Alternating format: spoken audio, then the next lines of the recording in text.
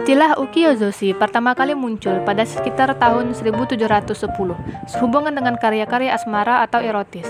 Kemudian istilah ini merujuk pada literatur yang mencakup berbagai subjek dan aspek kehidupan selama periode Edo, yaitu tahun 1603 sampai 1868.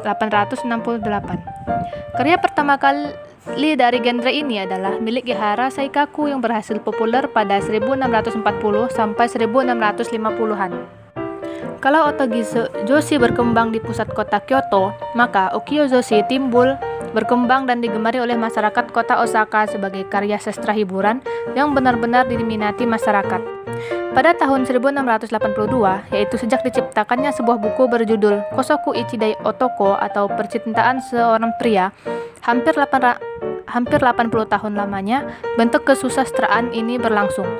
Sesungguhnya kata ukiyo adalah kata yang banyak digunakan di kota Edo, yang berarti dunia hiburan atau kenyataan sekarang. Sedangkan kosoku berasal dari kata genjitsu yang berarti kenyataan. Bahan cerita buku ukiyo-zoshi adalah yang biasanya berkaitan erat dengan tempat-tempat hiburan, panggung sandiwara, serta kehidupan ekonomi masyarakat perkotaan. Pada periode Genroku di zaman Edo, yaitu pada masa kejayaan Saikaku, muncul pengarang pantun haikai yaitu Matsuo Basho dan pengarang drama joruri yang dapat disaksikan di kemudian hari yaitu Chikamatsu, Monzaemon, dan lain-lain. Masa itu merupakan masa renaissance-nya Jepang. Saikaku lahir di kalangan masyarakat kota Osaka. Dia terjun ke dunia sastra dan berperan sebagai seorang guru haikai. Sebagai guru haikai yang beraliran dan rinha, dia dikenal dengan kegiatannya sebagai sastrawan yang terkemuka. Dia menerbitkan novel yang memiliki sifat-sifat feminim dengan judul Koshoku Ichidai Otoko atau Percintaan Seorang Pria yang menggambarkan masalah amoral dalam percintaan atau koshoku, dan mendapat sambutan hangat dari kalangan masyarakat pembaca.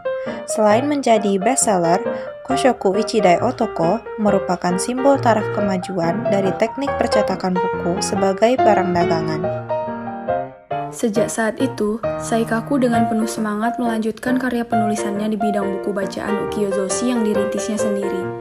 Di antara buku-bukunya yang terkenal kemudian adalah Nippon Eidaigura dan Seiken Munezanyo. Kalau novel-novel sebelumnya menggambarkan karakter para pedagang yang tergolong dalam masyarakat kapitalisme, maka novel-novel berikutnya baik ditinjau dari pilihan tema maupun pesan-pesannya, lebih jauh menggambarkan latar belakang kehidupan sehari-hari yang banyak diderita oleh masyarakat kelas menengah ke bawah. Dan ini merupakan karya sastra Saikaku yang paling tinggi. Tidak dapat dipungkiri lagi bahwa kenyataan-kenyataan di atas pengaruhnya sangat besar pada kesusastraan Jepang modern. Tampaknya, tidak berlebihan kalau Saikaku dikatakan telah menunjukkan ciri-ciri sastra klasik yang bernilai tinggi di tingkat mancanegara. Perkembangan masa Ihara Saikaku. Karya pertama genre ini ialah milik Ihara Saikaku.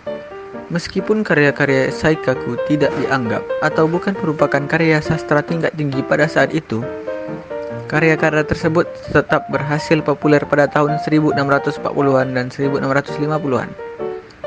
Kepopuleran tersebutlah yang menjadi kunci perkembangan serta penyebaran ukiyo-zoshi.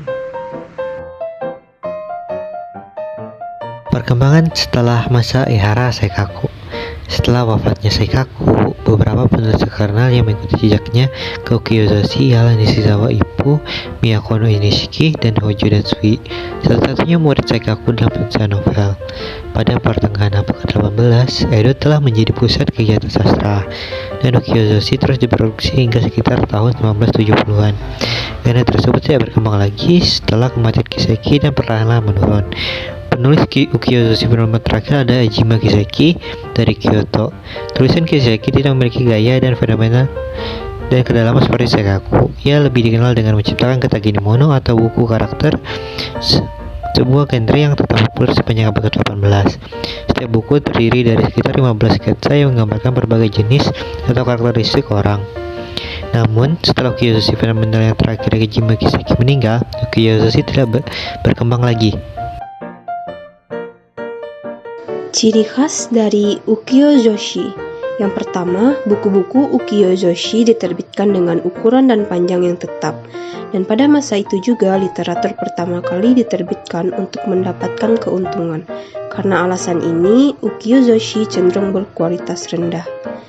Berikutnya, ukiyo-zoshi dianggap sebagai sastra populer dan ditulis dalam bahasa daerah berbasis kana. Yang terakhir, ukiyo-zoshi juga mencakup berbagai kategori. Banyak di antaranya dianggap vulgar atau tidak pantas untuk sastra tingkat tinggi. Beberapa karya ukiyo-zoshi yang terkenal di antaranya Seiken Mune Sangyo dan Nippon Eitai Gurai, yang keduanya merupakan karya Ihara Saikaku.